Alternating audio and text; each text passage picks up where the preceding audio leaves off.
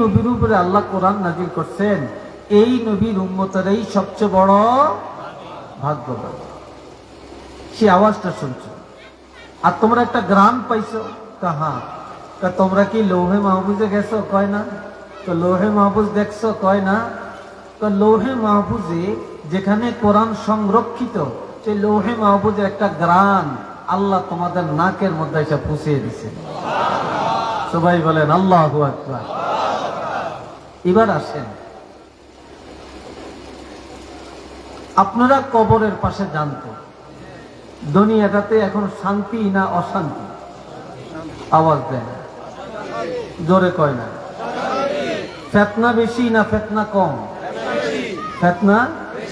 ফেতনা গুলা কি আমনে করতে নেই না আমগো হুজুর করতে নেই? এটা অনেকে কইতে চায় না, কারণ নিজের উপরে তো হড়ে। কথা ঠিক না? ফেতনা, ফেতনা আর ফেতনা, ঠিক না? শুধু ফেতনা আর ফেতনা। তো শুনেন, খেয়াল করেন, আল্লাহ এখন সূরা ফাতিহা এমন একটা মেডিসিন, এমন একটা ঔষধ, এমন একটা ঔষধ। আল্লাহু আকবার। এ ভাইরা রে আমার,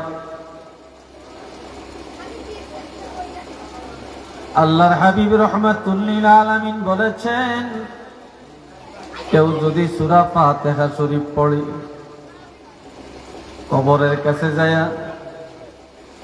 বাপের কবরের কাছে, মায়ের কবরের কাছে, দাদা দাদি নানা নানির কবরের কাছে যায় সূরা ফাতিহা শরীফ পড়ে, এই সূরা ফাতিহা পড়ার সাথে সাথে এমন ভাবে জিন্দা আর মুর্দার উপরে আল্লাহর রহমত আসমান থেকে নাজিল হতে থাকে। তখন রহমতের একটা পর্দা পড়ে যায়, দেওয়াল পড়ে যায়।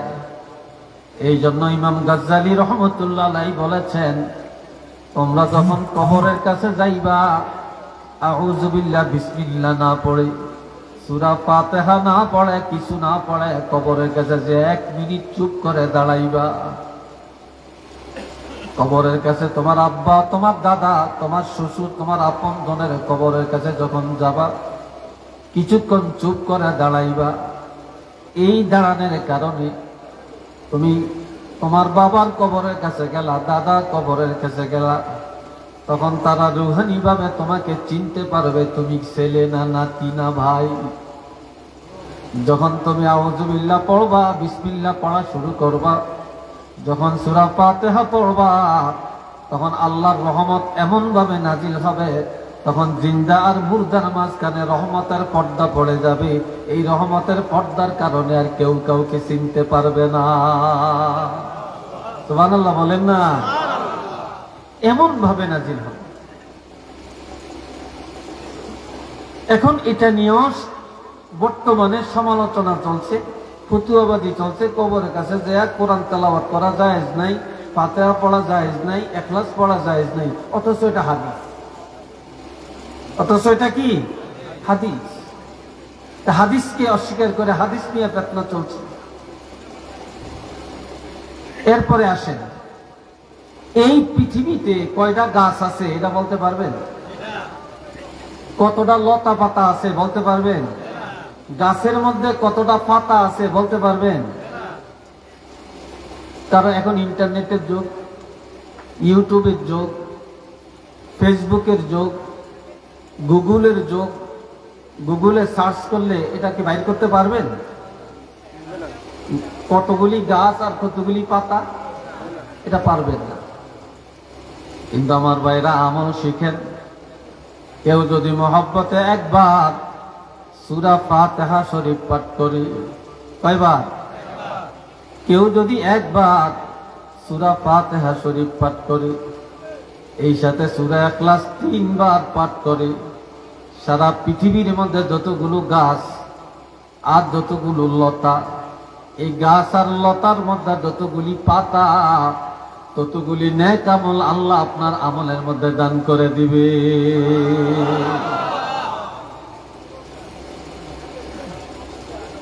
একবার সূরা ফাতিহা পড়লেন আর 3 বার সূরা ইখলাস পড়লেন, এতগুলি সওয়াব পাইলেন।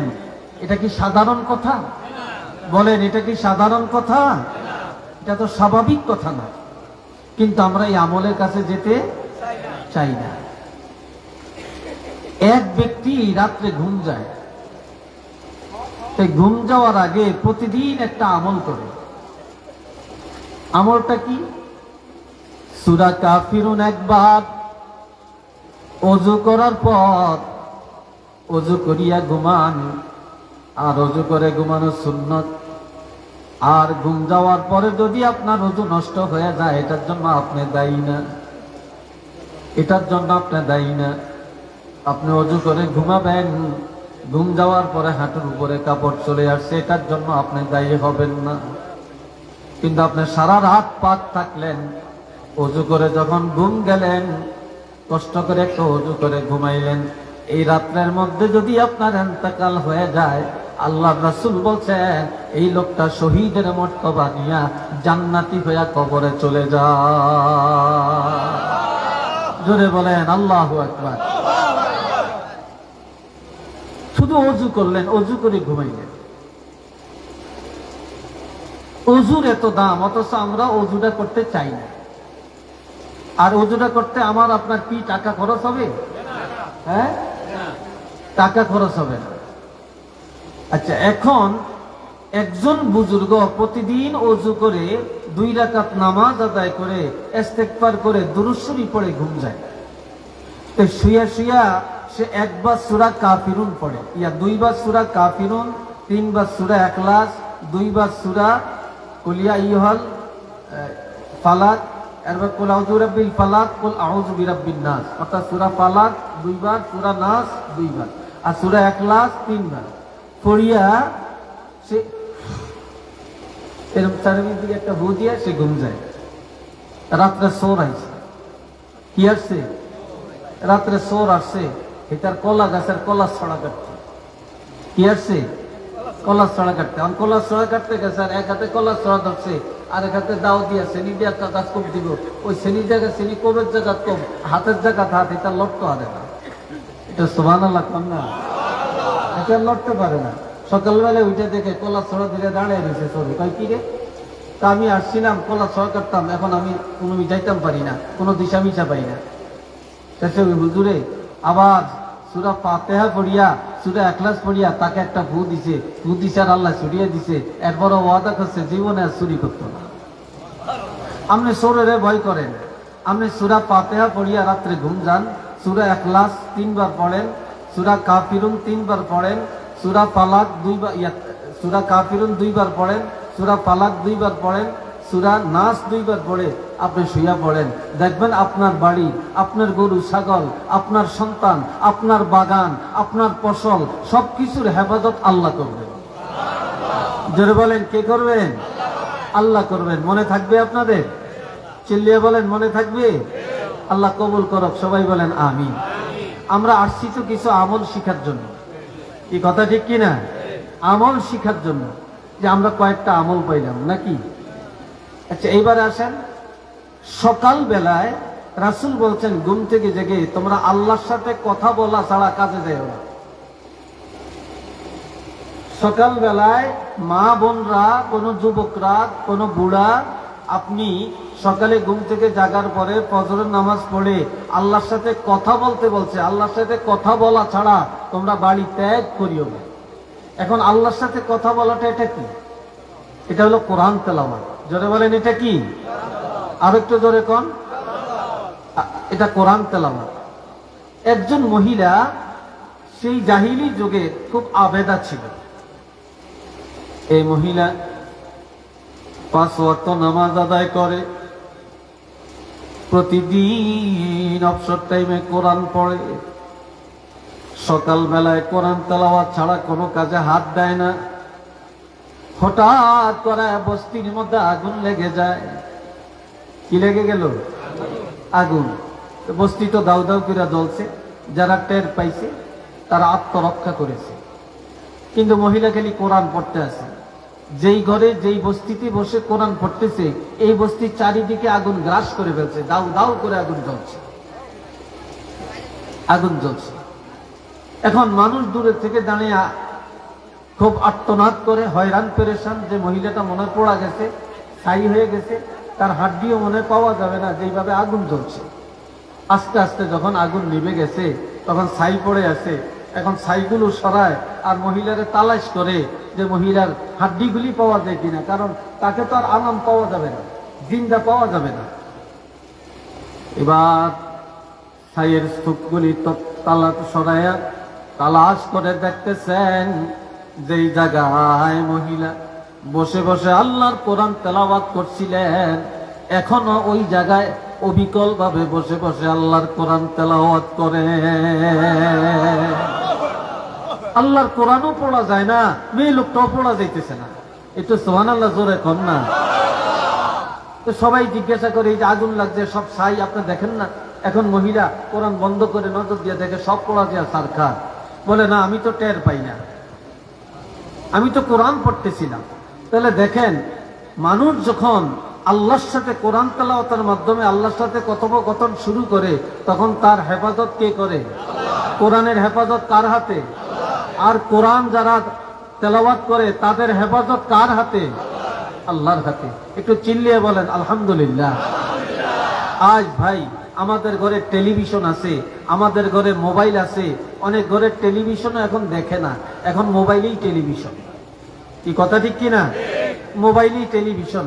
মায়েরা সারাদিন, অনেক যুবকেরা রাত ঘুমায় না, সারাদিন টাচ মোবাইল, অ্যান্ড্রয়েড সেট, এরপরে এগুলা দেখতে দেখতে রাইটটা কাটিয়ে দেয়। কথা ঠিক কিনা? রাইটটা কাটিয়ে দেয়, এরপরে বজরের টাইমে ঘুম যায়। সারা রাত গেছে, নাই 5 ওয়াক্ত নামাজ, নাই ঘুম, দিনের বেলায় ঘুম যায়। আর আমাদের সমাজে যেসব যুবক ভাইয়েরা, যেসব কলিজার টুকরা ছেলেরা সকাল 8টা 9টা পর্যন্ত ঘুমায়, যেসব মায়েরা ঘুমায়, এই দেশের মানুষ বলে এরা একটু শিক্ষিত, এরা একটু ভদ্র। কিন্তু আমার আল্লাহ বলছেন, আমার রাসূল বলছেন, এরা সমাজের কালপিট, এরা অভদ্র, এরা অসভ্য, এরা অসামাজিক, এরা আল্লাহর দুশমন, এরা রাসূলের দুশমন, এরা জাহান্নামী মানুষ। একটু জোরে কন্যা নাউজুবিল্লাহ। হ্যাঁ, কেউ যদি ফজর নামাজ পড়ে অভ্যাস থাকে, আমরা তো অনেক সময় গভীর রাত্রে বাড়িতে যাই, রাত ঘুম পুরে না, আবার ফজর পড়ে একটু ঘুমাই, আমরাও ঘুমাই। তা আপনার ফজর পড়ে যদি একটু ঘুমান, সেটা আলাদা হিসাব, কথা বুঝছেন? এটা আলাদা কথা। আজকাল প্রত্যেকটা ঘরে দেখবেন, এখন এই জন্য রাসূল একটা হাদিস বলছেন, আমার কথাগুলি বুঝতেছেন তো আপনারা? হ্যাঁ, যেহেতু আপনারাও পুরান, আমিও পুরান, আর আমার কথাও একটু ভাঙ্গা ভাঙ্গা, আর আমি তো বড় কথা কইতাম না, বড় হুজুর না, বড় আলেম না, আমি মানুষও ছোট, কথাও ছোট। একটু খেয়াল করেছেন।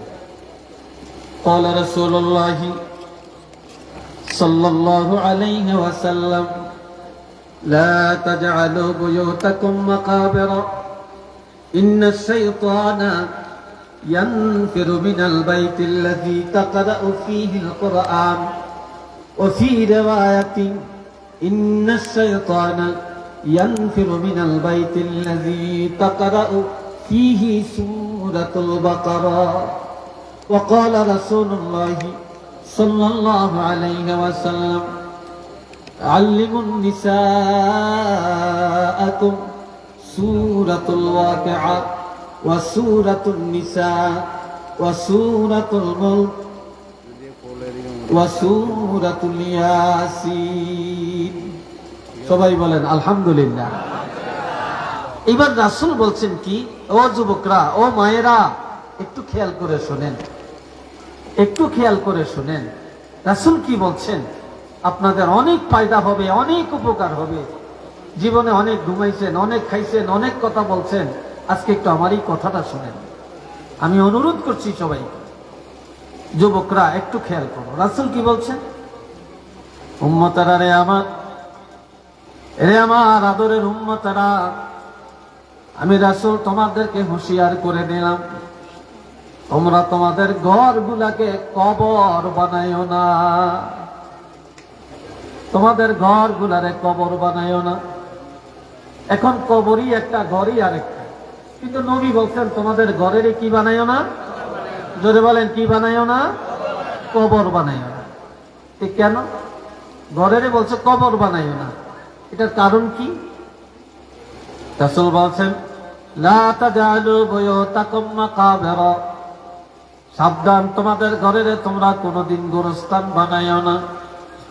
ইন্নাশ শাইতানা ইয়ানফিরু মিনাল বাইতিল্লাযী তাকরাউ ফীহিল কুরআন। আমাদের কাছে শয়তান আসেনি, জোরে কয় না, জয়নারা কইরে শয়তান আসেনি, আমগো বাড়িতে আসেনি, আমগো বোদ্দারে আসেনি, আমগো মা বাবার কাছে আসেনি, আমগো খানার ময়দানও আসেনি, আমগো স্বামী স্ত্রী মেলামেশায় আসেনি, জোরে কন, আমগো কাজে কর্মে আসেনি, আমগো ব্যবসা বাণিজ্যে আসেনি। শয়তান সব জায়গায় আছে, কথা ঠিক কিনা? শয়তান এক জায়গার থেকে পলাইছে। কয় জায়গার থেকে? এক জায়গার থেকে শয়তান পলাইছে। এই জায়গাটা কোথায়? যখন ফেরাউনে বলছিল আনা রব্বুকুমুল আ'লা, আমি বড় খোদা, আমি বড় আল্লাহ। শয়তান কয় আমি আল্লাহর একটা হুকুম অমান্য করছি, এই জন্য আজ আমারই অবস্থা। আর এটাই নিজের খোদা দাবি করছে, এটার জানি কি অবস্থা হয়, আমি আর এটার কাছে থাকতাম না। একটু নওয়াজবিল্লাহ বলেন। আমি আর এটার কাছে থাকতাম না, আমি আর এটার কাছে থাকতাম না, এই বাড়িতে এই এলাকায় আর আমি আর থাকতাম না। হরি আর বউ ঝগড়া লাগছে, ঝগড়া লেগে বউ কয় শাশুড়ি রে, আম্মা আমনগো জ্বালায় আর থাকতে পারলাম না, আমি আর আমনগো ভাই থাকতাম না, আমনগো ভাত আর খাইতাম না। শাশুড়ি বলে তুমি আরে যেই পাক না বউ, তুমি যা জ্বালান জ্বালাইতে আসো, মাশাল্লাহ তোমার কথা বলছেন, তোমার হাতের পাক আমি খাইতাম। খুব জরুরি কথা, খেয়াল করেন। ওই যান জয় না খালি গেছে। আচ্ছা একটু পরে কইতাম। জিকির করেন লা ইলাহা ইল্লাল্লাহ, লা ইলাহা ইল্লাল্লাহ, লা ইলাহা ইল্লাল্লাহ, লা ইলাহা ইল্লাল্লাহ, লা ইলাহা ইল্লাল্লাহু মুহাম্মাদুর রাসূলুল্লাহ সাল্লাল্লাহু আলাইহি ওয়াসাল্লাম। কি বলছিলাম? শাশুড়ি বলে তুই বউর হাতের পাক আমি আর খাইতাম না, আর বউ বলে আমনগো ভাই তার আমি থাকতাম না, আর আমনে শাশুড়ির লোকে একসাথে আমি আর চলতাম না, একসাথে খাইতাম না। এরকম করিয়া শাশুড়ি আর বউ রাগ করিয়া ভাত খায় না। কি খায় না? ভাত খায় না। বউও কয় আর খাইতাম না, শাশুড়িও কয় আমিও খাইতাম না। এখন হয়ে গেছে 2 দিন 3 দিন, সেলিল্লান পড়িয়া রয়েছে। সেলিল্লান কি পড়িয়া রয়েছে। এখন বউ গেছে গোসল করতে, শাশুড়ির খিদায় পেটটা খান খান করতে আছে। এখন শাশুড়ি প্লেটের মধ্যে ভাত লইছে, বউটা যেন না দেখে চুরি করিয়া দুটা ভাত খাইয়া নেয়, বউ যেন না দেখে। শাশুড়ি ভাত লইয়া চিন্তা করে খাওয়ানোর সময় যদি বউ এসে ঘাটলার থেকে দেখে লায়, তাইলে কইব শাশুড়ি না কইছে ভাত খাইতে না, অন্দি খায়। তখন শাশুড়ি বাদগুন লইয়া ঘরের কিনারও ফাঁক খেতে দিয়ে বইয়া বইয়া ভাত খাইতে আছে। কথা বুঝছেন? এমন সময় বউ ঘাটলাতে গোসল করিয়া ঘরে আসছে। আইসা বউ এই রুমে সেই রুমে তাকে দেখে শাশুড়ি নাই। তো বউ চিন্তা করে গোসল করিয়া আইসে, 2 দিন খায় না 3 দিন খায় না, পেটটা খান খান করছে, তো আমিও চুরি করে দুগা ভাত খাইয়া লই, শাশুড়ি যে না দেখে। তো বউ ভাত দুগা লইয়া এবার চিন্তা করে শাশুড়ি যদি দেখতে লাই হুট করিয়া, তখন বউও ভাত দুলিয়া ভাত খেতে গেছে। এখন বউ ভাত খেতে যায়, দেখে শাশুড়ি ভাত খাইতে আছে, এক কাজ মুখামুখি দেখা। বুঝছেনি কথাটা? তাহলে বউটা এমন চালাক, বউ এখন শাশুড়ির দেখিয়া কয় আম্মা আমনারে যতই খারাপ কন, আই কোনো এত খারাপ না, আমনা যা 3 দিন ভাত খান না, আমনে এক বড়া ভাতে কি হইব নি, এর লাগে আরো এক বড়া ভাত আমনে লইবে। বুঝলি? অনেক শাশুড়ি কয় দেখছো নি আমার এই বোর্ডের লাগে রাগ করিয়া ভাত খাই না, এত ভালো বুকি দুই নিতেছে। এখন বউগো কিছু চালাকি জানার লাগে, শাশুড়ির মন পাইতে হইলে, আর শাশুড়িও কিছু ধৈর্যশীল হইতে হয়, বউগো কামাই খাইতে হয়। কি ভাই কথা ঠিক কিনা বলেন? আজকে শাশুড়িরা তাকে খাসলতের কারণে বউর হাতের কামাই খাইতে পারে না, আর বউরাও তাদের চরিত্রের কারণে শাশুড়ির মন পায় না।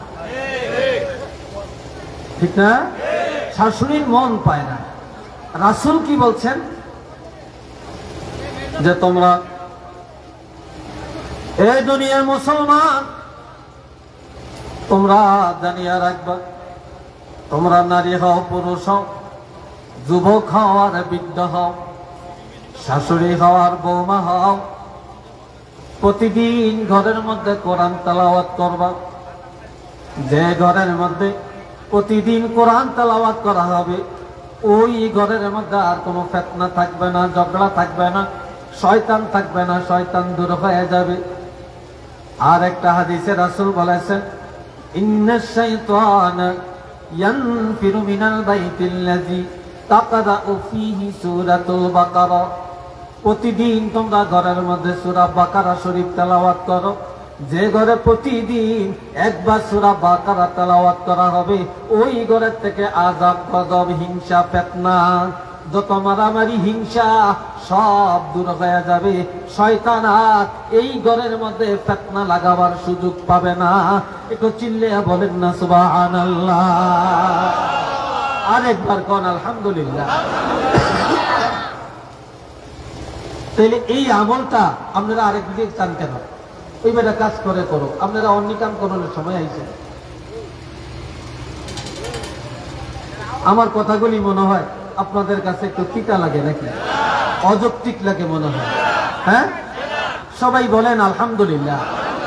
এবার রাসূল কি বলছেন, ও দুনিয়ার মানুষেরা, তোমরা তোমাদের মহিলাদেরকে আল্লিমু নিসাআকুম, তোমরা তোমাদের নারী দিগকে শিক্ষা দাও। সূরাতুন নিসা,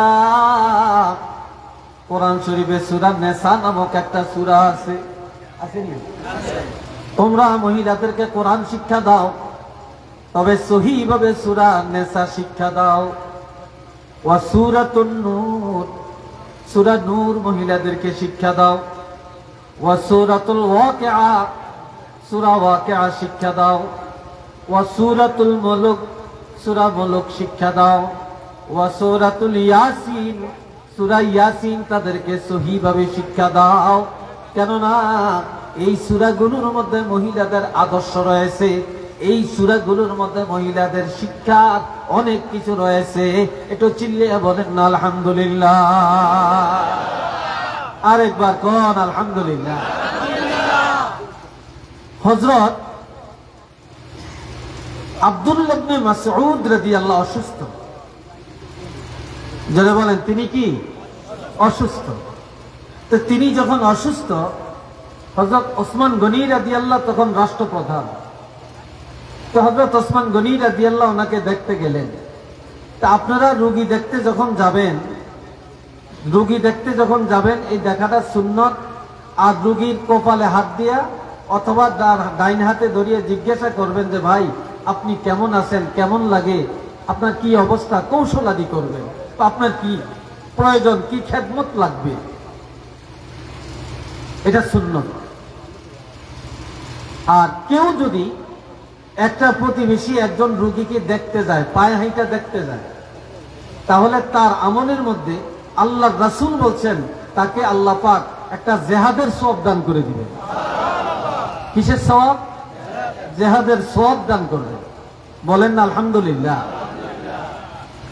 এখন হযরত ওসমান গনি রাদিয়াল্লাহু হযরত আব্দুল্লাহ ইবনে মাসউদ রাদিয়াল্লাহকে দেখতে আসছেন। যে দেখতে এসে এখন কপালে হাত দিছে এইভাবে, আর এক হাতে ডাইন হাতে ধরছে, দুইটা বলতেছে ইয়া রাফিকি বা ইয়া হাবিবি, হে আমার বন্ধু, মা তাশতাকি, তোমার কি হয়েছে, তোমার কাছে কেমন লাগে, তোমার অবস্থা কি? তখন ওই সাহাবী তিনি কি বলছেন, হযরত আব্দুল্লাহ ইবনে বলছেন আমার কিছুই হয় না, বেজুনুবি, আমার যা হইছে, আমি যে পাপ করছি, আমি যে গুনাহ করছি, আমার এই গুনার কারণে আমি এখন সাজা পাইতেছি। যা হইছে এটা আমার গুনার কারণে হইছে। কিসের কারণে? জোরে কোন? গুনার কারণে। এই যে দুনিয়াতে এত অশান্তি, এত মারামারি, এত কিছু, এত মহামারী, এত দুঃখ যন্ত্রণা, এত অশান্তি, রাষ্ট্রীয়ভাবে অশান্তি, কথা ঠিক কিনা? এগুলা কি আমাদের পাপের কারণ না? এগুলো আমাদের হাতের কামাই না? এই যে করোনা আসছে, এই যে করোনা কি আল্লাহ দিছে না আমরা আনছি? এটা আমাদের পাওনা ছিল, আমাদের চরিত্রের কারণে, আমাদের আখলাকের কারণে এটা আমাদের পাওনা ছিল, এই জন্য আসছে। কথা ঠিক কিনা? জোহরাল ফাসাদু ফিল বাররি ওয়াল বাহরি বিমা কাসাবাত আইদিন নাস। যে এই স্থলভাগে যত মুসিবত, জলভাগে যত মুসিবত, এগুলো আর কিছু না, এগুলো মানুষের হাতের কামাই। এগুলো মানুষের কি? হাতের কামাই। তুই বললেন যে তোমার কি প্রয়োজন, তোমার কোনো ডাক্তার লাগবে? হযরত ওসমান গনি কত বড় সাহাবী জিজ্ঞেস করেন আব্দুল্লাহ ইবনে মাসউদকে, আপনার কি ডাক্তার লাগবে? কয় ডাক্তারের চিন্তা করতে করতে আমার রোগ বেড়ে গেছে, আমার রোগ বেড়ে গেছে। এবার বলে আপনার ঘরে কোনো খাবার আছে? কয় না। কোনো খাবার নাই? কয় না। তাহলে যেহেতু আমি রাষ্ট্রপ্রধান, প্রত্যেকের নামে গোডাউনে কিছু খানার বাজেট আছে, তাহলে ওই বাজেটের খানাটা আনেন, আনলে আপনারা সবাই খেতে পারবেন। তখন আব্দুল্লাহ ইবনে মাসউদ রাদিয়াল্লাহু বলতেছেন, আমি রাষ্ট্রীয় কোষাগারের খাবারের অপেক্ষা করি না। কয় কেন? কয় তাহলে আপনার ছেলে ঘরে পাঠান, তারা খাইতে পারবে। কয় তাদেরও দরকার নাই। বলে কেন? কয় আল্লাহ রাসূলের একটা হাদিস আমি আমল করি, আর এই হাদিসটা আমার সন্তানকে আমি শিক্ষা দিছি, এই জন্য আমি দুনিয়ার গোডাউনের খানার অপেক্ষা করি না, আমি আল্লাহর খানার অপেক্ষায় আছি। আর একটু জোরে বলেন। পিছনে কয় না সুবহানাল্লাহ? দেখি একটু আওয়াজ দিয়ে বলতে পারেন মাশাআল্লাহ। সবাই বলেন আলহামদুলিল্লাহ। সেটা কি? আল্লাহর রাসূল বলেছেন, প্রতিদিন রাত্রি বেলায় ঘুম যাওয়ার আগে ওযু করে যে ঘরের যে মহিলা কোরআন পড়তে জানে, যেই পুরুষটা কোরআন পড়তে জানে, সে যেন সূরা ওয়াকিয়া তেলাওয়াত করে রাত্রে ঘুমায়া যায়।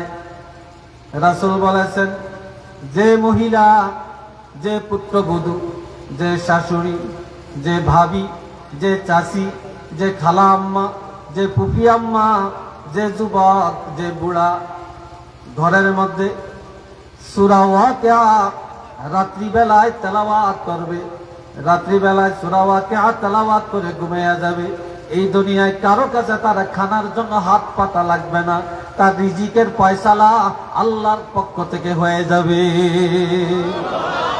তো জোরে বলেন মারহাবা, আবার বলেন আলহামদুলিল্লাহ। তাইলে আমি এই ওসমান গনি আপনার গোডাউনের খানা আমি চাই না, আমি আল্লাহর গোডাউনের, আল্লাহর আদালতের খানার অপেক্ষায় আছি। সবাই বলেন না আলহামদুলিল্লাহ, অপেক্ষায় আছে। প্রিয় হাজিরিন, আসেন আমরা একটু ওগুলো আমল করি, এগুলো আমল করি। আমরা আমলের কাছে যাইতে চাই না। এইবারে আসেন, আমরা এই দুনিয়াতে এখানে কেউ 80 বছর হায়াত পেয়েছে, কেউ 90 বছর, কেউ 40 বছর, কেউ 30 বছর, কেউ 20 বছরের লোক আছেন না? কেউ 15 বছরের যুবক এখানে আছেন, আসেননি? আমাদের হায়াত কে দিছে? জোরে কন আল্লাহ। এখন বলবেন কি, আপনি যে এত হায়াত দিছে, কত মানুষ আপনার আগে চলে গেছে, আপনি এখনো বাইচে রয়েছেন, আপনার সকল মুহূর্তে এই শুকরটা আদায় করার দরকার আছে কিনা? তাহলে কার আদায়, কি আদায় করবেন? আলহামদুলিল্লাহ বলেন, আর একটু জোরে কন আলহামদুলিল্লাহ। এবার কার প্রশংসা করলেন? জোরে বলেন, কার প্রশংসা করলেন? আল্লাহ। এখন এই সূরা ফাতিহা, আল্লাহ বললেন একদিন যে এই সূরা ফাতিহার মধ্যে দুইটা অংশ, একটা অংশ আমি আল্লাহর জন্য, আরেকটা অংশ আমার বান্দার জন্য। সুবহানাল্লাহ। সূরা ফাতিহার মধ্যে কয়টা অংশ? এই যুবকেরা বলো কয়টা অংশ? পিছনের ওই যে দুইটা যুবক কি করছে, কথা বলছে কেন? কি বলছি বলো তো? সূরা ফাতিহার মধ্যে কয়টা অংশ? দুইটা অংশ। একটু জোরে বলেন। এক অংশ আল্লাহর, আরেক অংশ বান্দার জন্য। বলেন না আলহামদুলিল্লাহ। আমরা তো সবাই সূরা ফাতিহা পড়ি। আপনারা বলবেন হুজুর কি ওয়াজ করেন, সূরা ফাতিহার ওয়াজ করছেন আপনি? আমি এতক্ষণ যা বলছি এই সূরা ফাতিহার সাবস্টেন্স বলছি। কিন্তু এবার আসেন, এক অংশ হলো আল্লাহর জন্য। আল্লাহর জন্য কতটুকু? যখন বলেন আলহামদুলিল্লাহি রাব্বিল আলামিন, প্রশংসা কার? প্রশংসার মালিক কে? আরো জোরে কোন। কেন প্রশংসা করবেন? যেহেতু বাঁচায় আল্লাহ, খাওয়ায় আল্লাহ, মারে আল্লাহ, তারপরে আপনাকে হায়াত দিছে কে? আল্লাহ। আপনাকে বৃদ্ধ বানাইছে কে? আপনারে সন্তান দিছে কে? আপনারে টাকা পয়সা দিছে কে? আপনারে লেখাপড়া দিছে কে? আপনারে জ্ঞান দিছে কে? কত মানুষের ব্রেন আছে, মাথা আছে, কিন্তু ব্রেনে কাজ করে না। কত মানুষের চোখ আছে কিন্তু দেখে না। কত মানুষের মুখ আছে, কথা বলতে পারে না। কত মানুষের হাত নাই, কত মানুষের পাও নাই। আমি আর আপনি কত সুস্থ, তা আমরা প্রতি মুহূর্তে প্রত্যেকটা কাজে, প্রত্যেকটা ক্ষেত্রে প্রশংসা করব কার? জোরে বলেন কার? আল্লাহ। যাকে আল্লাহ ছেলে দিছে, প্রশংসা কার? যারে ছেলে দেয় না, শুধু মাইয়া দিছে, এই জন্য কি প্রশংসা করবেন না? জোরে কোন। প্রশংসা কার? আল্লাহ। জোরে বলেন আলহামদুলিল্লাহ। আর যারে আল্লাহ ছেলেও দেয় না, মেয়েও দেয় না, কি করবেন? জোরে বলেন কি? আলহামদুলিল্লাহ কোন অবস্থায়? মনে রাখবেন, আলহামদুলিল্লাহ আলা কুল্লি হাল বেগায়ের কুফরে ওয়াদ দালাল। সকল অবস্থায়, প্রত্যেকটা কাজে আলহামদুলিল্লাহ দ্বারা আল্লাহ শুকর আদায় করা লাগবে। তবে শুধু কুফরি আর গুমরাহি ব্যতীত, কুফরি আর গুমরাহি ব্যতীত, কথা বুঝছেন? সকল ক্ষেত্রে, সকল কাজে, সকল মুহূর্তে প্রশংসা করব কার? এখন যে আল্লাহর প্রশংসা, আল্লাহ কি? রব্বিল আলামিন। পড়েন আমার সাথে, রব্বিল আলামিন। যিনি বিশ্ব জগতের প্রতিপালক। আমাদের অভিভাবক কে? আমরা যে এখন এখানে আছি, আমাদেরকে আনছে কে? আমাদের প্রতিপালক, আমাদের অভিভাবক, আমাদের পরিচালক কে? আমাদের পরিচালক। যিনি পরিচালক, রাত্রে একটু পরে গিয়ে আপনারা ঘুমিয়ে যাবেন। যিনি পরিচালক, যিনি আমাদের অভিভাবক, তিনি কি ঘুমাবেন? জোরে বলেন, ঘুমাবেন? ঘুমাবেন না। যে আল্লাহর ঘুম নাই, বন্দাকে পাহারা দেন, প্রশংসা কার? সে আল্লাহ, যিনি বন্দার প্রতিপালক, সারা জগতের প্রতিপালক, বিশ্ব জগতের প্রতিপালক, যিনি অভিভাবক, যিনি পরিচালক।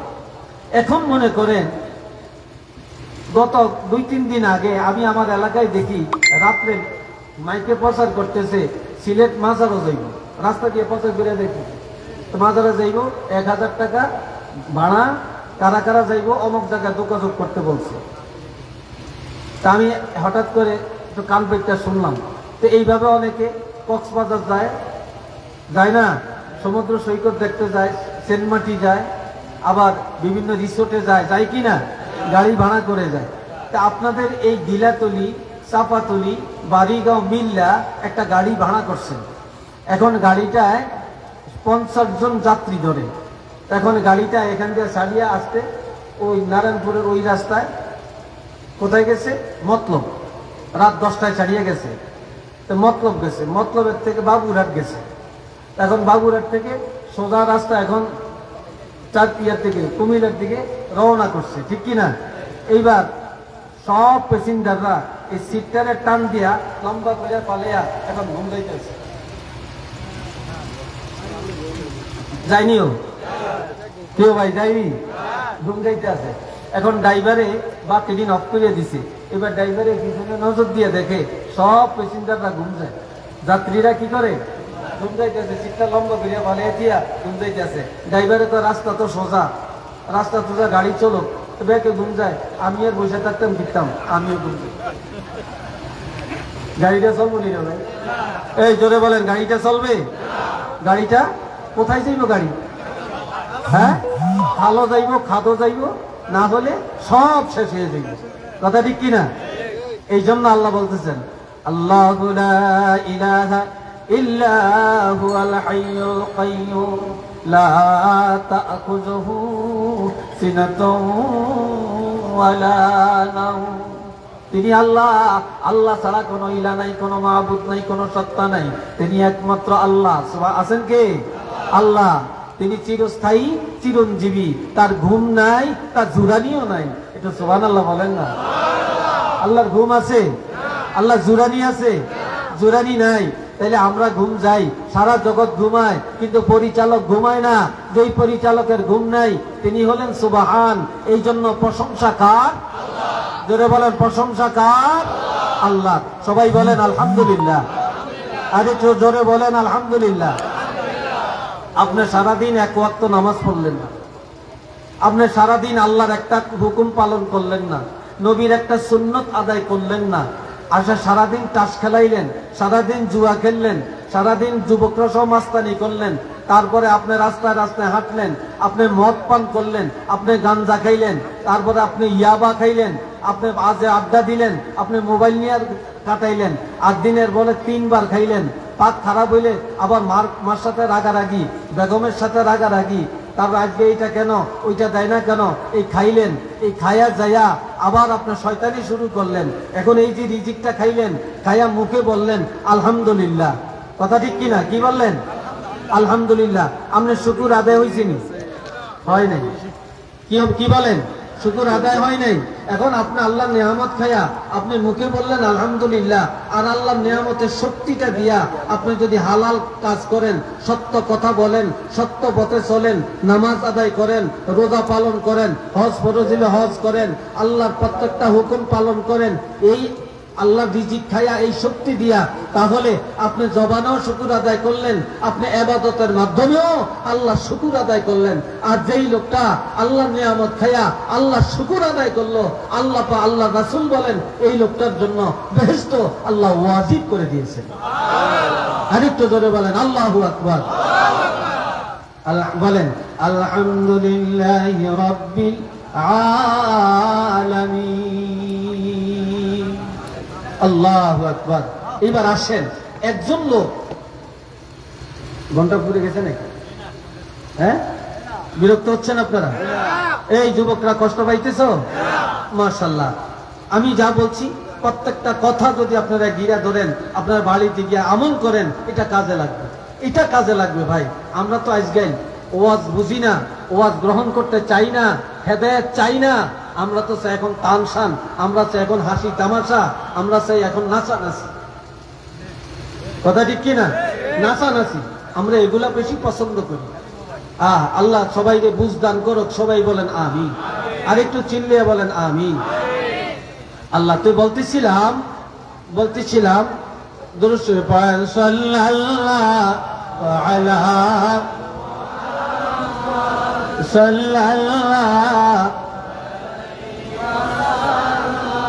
সবাই বলেন আলহামদুলিল্লাহ।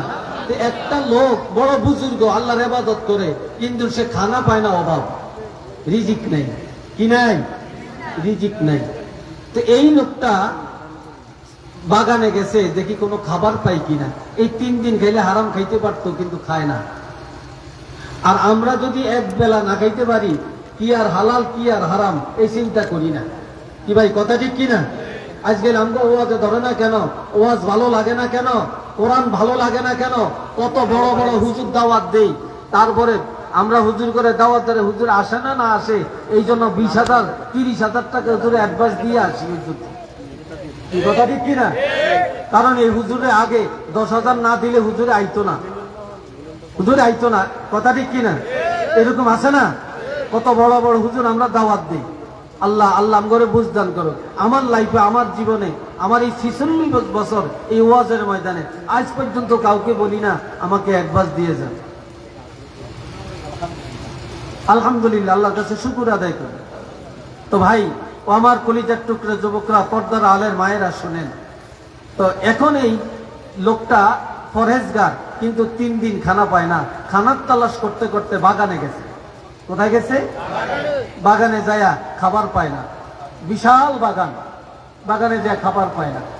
এখন তালাশ করতে করতে করতে দেখে একটা মরা পাখি বাগানের ভিতরে পড়িয়ে রয়েছে, মরা পাখি। এখন এই বিষয়ে হেমিশায় কোনো মানুষ দেখে কিনা, কাউকে দেখে না। তখন এই পাখিটা হাতে লইছে, এটার থেকে কাইটা কিছু অংশ খাইয়া হইল জীবনটা রক্ষা করবে। এমন সময় একজন ধনী হালাল ভাবে ব্যবসা করে, এই লোকটা নিয়ত করেছে তার হালাল ব্যবসার টাকা একজন গরিবের সদকা দিবে। সেও রাস্তায় রাস্তায় গরিব তালাশ করে, গরিব পায় না। গরিব না পায়া সে সোজা বাগানে যায়। গরিব তালাশ করার জন্য কোথায় যায়? বাগানে যায়। এখন বাগানে যায়া দেখতেছে এই লোকটা মরা পাখি হাতে করে হাঁটতেছে। আপনি এখান থেকে ওখানে গেলেন কিনলে হোতা গেছেন ভাই যেতে হারে এরিয়াই বলছে কীর্তিন বুঝলে আহারে হোতা গাই। আমি যে কদ্দুর বুঝি আর বুঝি না এটাও বুঝেন না নাকি? আল্লাহ শুনেন। এখন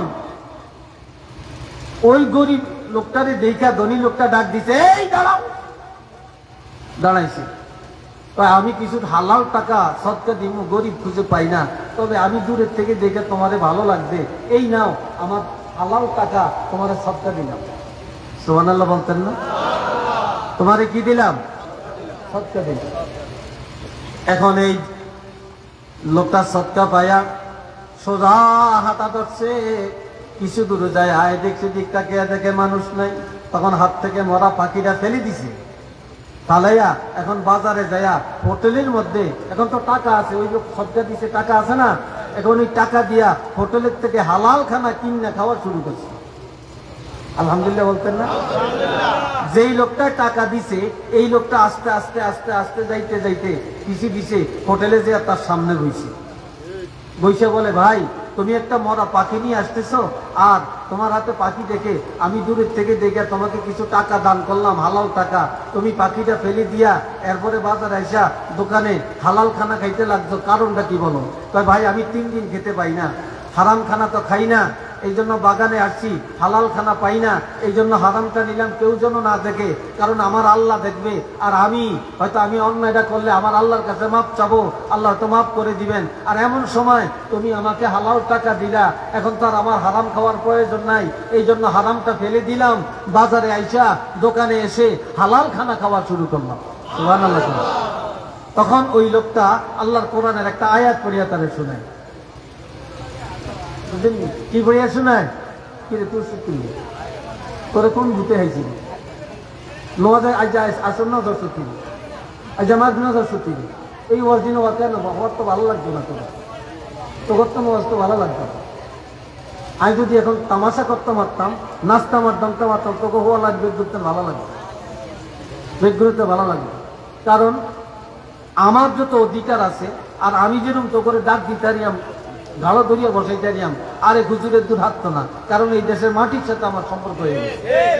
এই কথা ঠিক কিনা? না আপনারা এটা অস্বীকার করবেন?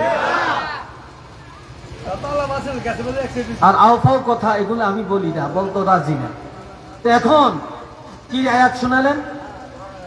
তিনি বললেন, আল্লাহ কোরআন শরীফে বলছেন, যারা ঈমানদার, যারা হালাল খায়, হারাম খানা খায় না, হারামের পিছনে দৌড়ায় না, আমার আল্লাহ বলছেন লাহুম দারাজাতুন ইনদা রাব্বিহিম, আল্লাহর দরবারে তার জন্য উত্তম ব্যবস্থা আছে, তার মর্যাদা আল্লাহর কাছে আছে।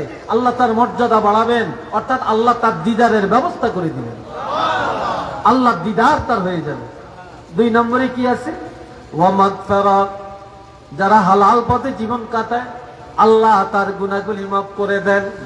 3 নম্বর ওয়া রিজকুন কারীম, হালাল খাওয়ান না ব্যক্তি কোন কারণে যদি হারাম খাইতে চায়, আল্লাহর পক্ষ থেকে আল্লাহ তাকে হারামটা থেকে ফিরাইয়া হালাল রিজিকের ব্যবস্থা করে দেয়। আল্লাহ তার মুখে হারাম ঢুকায় না, আল্লাহ তার হালাল খানা খাওয়ায়। একটু চিল্লিয়ে বলেন আল্লাহু আকবার, আর একবার বলেন আলহামদুলিল্লাহ। তাহলে আমাদেরকে এই হারামের থেকে ফিরিয়ে আনে কে? তো প্রশংসা কার? জোরে বলেন প্রশংসা কার? আল্লাহ। আরেকটা কথা,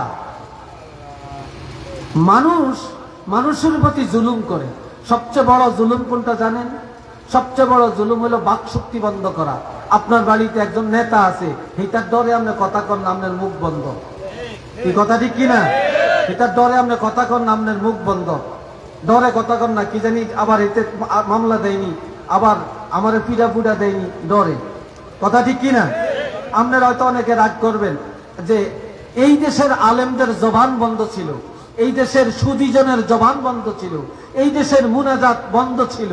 অর্থাৎ আমরা ইচ্ছা করে অনেকের জন্য দোয়া করতে পারি না, আমরা হক কথা বলতে পারি না, আমরা আলেমের জন্য দোয়া করতে পারি না, আমরা একজন মাজলুম উলামায়ে কেরামের জন্য, একজন ভালো মুসলমানের জন্য আমরা দোয়া করতে পারি না। যখন শুনছে যে অমুক মাওলানা অমুকের জন্য দোয়া করছে, তখন তার হাতে হ্যান্ডকাপ, তাকে অ্যারেস্ট, তাকে নিয়ে জেলখানায়, সে মৌলবাদী হয়, সে রাজাকার হয়, সে জঙ্গিবাদ হয়। কথা ঠিক কিনা আপনারা বলেন? আরেকটু জোরে বলা হয় কিনা? আজ এই আলেমদের প্রতি এই জুলুম করার কারণে, এই জাতির এই বাকশক্তি আওয়ামী লীগ সরকার বন্ধ করার কারণে আল্লাহর পক্ষ থেকে আল্লাহ গজব পাঠাইছে কিনা বলেন? আরো জোরে বলেন, আল্লাহ পাঠাইছে কিনা বলেন?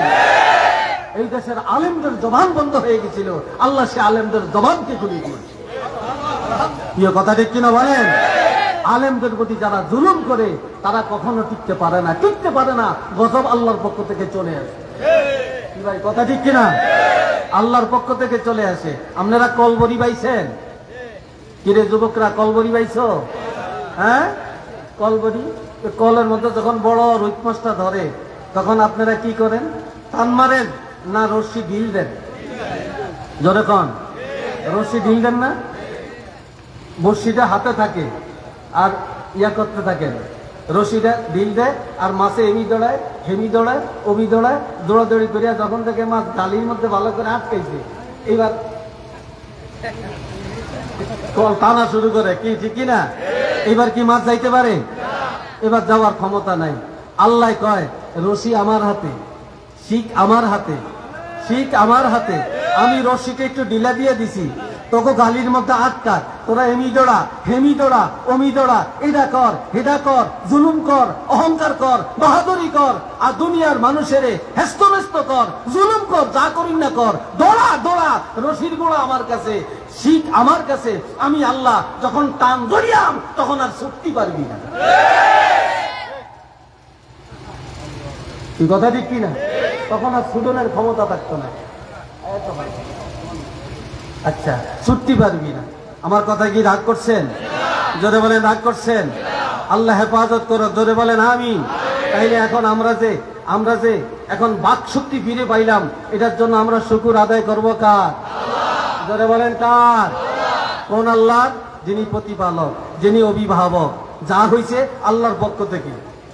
কি কথা ঠিক কিনা? যার নসিবে যেটা আছে সেটাই ঘটছে, এটা ঘটবে। কি বলেন, কথা ঠিক কিনা? হ্যাঁ। এইবার বলছেন, এখন যিনি প্রতিপালক তিনি, তার আর কি গুণ? আর রহমানির রহিম, আর রহমানির রহিম। তিনি রহমান, তিনি রহিম, তিনি দয়ালু, তিনি অনন্ত দয়ালু। কথা ঠিক কিনা? তিনি অনন্ত দয়ালু। এখন আমাদের প্রতি আল্লাহর দয়া আছে কি নাই? আরো জোরে কন। দুনিয়াতে যে যত বড় পাপ করে আল্লাহ এটারে খাওয়াইনি, যারা শিরক করে আল্লাহ খাওয়াইনি, আল্লাহ বাঁচাইনি, যারা বেদাত করে আল্লাহ খাওয়াইনি, যারা কুফরি করে আল্লাহ খাওয়াইনি। আরো জোরে বলেন, আল্লাহ খাওয়ায় কিনা? আল্লাহ খাওয়ায়, আল্লাহ বাঁচায়। তাইলে আল্লাহ সকলের জন্য, সকল মাকুলকে আল্লাহ রহমান। যেটা মুসলমান তারাও খাওয়ায়, পশু পাখিরাও খাওয়ায়, হাঁস মুরগিরও খাওয়ায়, সাপ বিচ্ছুরও খাওয়ায়, বাঘ ভাল্লুকেরও খাওয়ায়, ইহুদি নাসারা, কাফের মুশরিক সবাইকে আল্লাহ খাওয়ায়। আল্লাহ এই জন্য রহমান, আল্লাহ দয়ালু। আল্লাহ কি? আল্লাহ দয়ালু। আর রহিম, আল্লাহ কোনো বেঈমানদের দয়া করতেন না, কোনো কাফেরদের করতেন না, কোনো কাউকে দয়া করবেন না। শুধুমাত্র যারা ঈমানদার, যারা মুমিন, যারা মুসলমান, তাদেরকে আল্লাহ দয়া করবেন। এই দুনিয়াতে করবেন, মরণে করবেন, কবরে করবেন, কিয়ামতের ময়দানে আল্লাহ শুধুমাত্র দয়া করবেন ঈমানদারকে। এই জন্য আল্লাহ রহিম। এই জন্য আল্লাহ কি? রহিম। কোন একটু মারহাবা, আর একটু জোরে কোন। এখন কিয়ামতের ময়দানে আপনার অনেক পাপ, এখন আল্লাহ আপনাকে মাফ করবেন, আল্লাহ আপনাকে মাফ করবেন। এখন আল্লাহ এই মাফটা কিভাবে হবে? আপনার দুনিয়াতে প্রত্যেকটা আমলের দ্বারা গুনাহ মাফ হইতেছে, তওবার দ্বারা গুনাহ মাফ হইতেছে। মরণের সময় একটু কষ্ট পাইছেন, রোগ হয়েছে, এই রোগের কারণে আল্লাহ আপনার গুনাহ মাফ করে দিয়েছেন। এরপরে কি করছেন? কবরে যাওয়ার পরে আপনার ছেলে দোয়া করছে, আপনার বউ দোয়া করছে, আপনার মেয়ে দোয়া করছে যে আল্লাহ আমার আপনারে মাফ করিয়া দেন, বউ দোয়া করছে আমার স্বামীরে মাফ করিয়া দেন, এই কারণে আল্লাহ মাফ করিয়া দেন। এরপরও কিছু গুনাহ থাকে, কিয়ামতের ময়দানে তখন আল্লাহর দয়া এই দুনিয়াতে বান্দার প্রতি যা মৃত্যুর পরে হাজার হাজার গুণ বেড়ে যায়, কিয়ামতের ময়দানে যারা গুনাহগার তাদের প্রতি আল্লাহর দয়াটা কোটি কোটি গুণে বেড়ে যায়। আরো আসতে কম, আল্লাহর দয়া কোটি কোটি গুণে বেড়ে যায়। কন্যা একটু আলহামদুলিল্লাহ। তখন ফেরেশতারা আইবে, আল্লাহ অর্ডার দিবে, এদিন হাতে কড়া লাগিয়ে জাহান্নামের দিকে নিয়ে রওনা কর। এবার হাতে কড়া লাগিয়ে কাম করে। আরেক দলে কেব খাল্লুন ফিস সাবিল, তোরা রাস্তা ছাড়, রাস্তা ছাড়। ফেরেশতারা খালি রাস্তা ক্লিয়ার করবো, কিছু দূর যাইয়া এক ঠ্যাং সামনে আর এক ঠ্যাং পিছনে দিয়ে খুপটি যাচ্ছে, ওই দেখেন আমার দিকে খুপটি দিয়ে যত ধাক্কায় পিছনের থেকে ফেরেশতারা সামনে আর যায় না। তখন কয় কিরে, এই তোরা জাহান্নামে যাবি, তোরা লড়স না কেন, ঠেকদস্য কেন? এবার তারা বলে আমরা ঠেক ধরলাম, আল্লাহ একটা ঘোষণা দিয়েছেন। কি ঘোষণা? আল্লাহ বলেছেন ইন্নাল্লাহা ইয়াগফিরুয যুনুবা জামিআ। আল্লাহ বলছেন নিশ্চয়ই আল্লাহ যারা ঈমানদার তাদের যত গুনাহ ইয়াগফিরুয যুনুবা জামিআ, আল্লাহ বলছেন সবগুলি গুনাহ আল্লাহ মাফ করে দিবে। আল্লাহ তো কইছে সব গুনাহ আল্লাহ মাফ করবেন, আল্লাহ সব গুনাহ মাফ করবেন। কিন্তু আমরা যতই গুনাহগার, আমরা তো ঈমানদার, আল্লাহরে বিশ্বাস করি, তাহলে আল্লাহ এখনো মাফ করলো না, আমগরে জাহান্নামে নেওয়ার অর্ডার দিল। এই জন্য আমরা একটু দাঁড়াইলাম, আল্লাহ নিয়ে হিসি দিয়া ডাক দিয়া আমগরে ক্ষমা করিয়া দেয়। এই সময় তখন আল্লাহ কইবে এই ফেরেশতারা রাখ, ধাক্কাইস না, ধাক্কাইস না। তা কি করবো? তারা এই কথা পাইলে কই দিকা? তখন বলবে আল্লাহ আমরা এটা ওয়াজ মাহফিলে বসে বসে আলেমের কাছে শুনছি রে আল্লাহ। ও আল্লাহ আমরা কোরআনে পাইছি, আল্লাহ নবীর কাছে পাইছি, আমরা তোমার এই কথা বিশ্বাস করেছি। তখন আমার আল্লাহ বলবেন ও ফেরেশতারা তাদেরকে আর জাহান্নামের দিকে ধাক্কায় না, যারা জাহান্নামে যাওয়ার পথে আমি আল্লাহর ক্ষমার কথাটাকে ভুলে না, আমি আল্লাহ আমার এই গুনাহগার বান্দারে আর জাহান্নামে পালাবো না, আমি আল্লাহ আমার এই বান্দাগুলোকে জাহান্নামে যাওয়ার রাস্তায় ক্ষমা করে দিলাম। আল্লাহর কত দয়া দেখেন। আরেক দলের আল্লাহ ক্ষমা করবেন জাহান্নামের দরজায়। জোরে বলেন কোন জায়গায়? জাহান্নামের, জাহান্নামের দরজায় আল্লাহ ক্ষমা করবেন। জাহান্নামের দরজায় গেলে আগে জাহান্নামের ডাকনাটা খুলে দিবে, অঞ্জুর ইলান্নার, নজর দে, নজর দিয়ে দেবে জাহান্নামে তুই হলবি অনেক।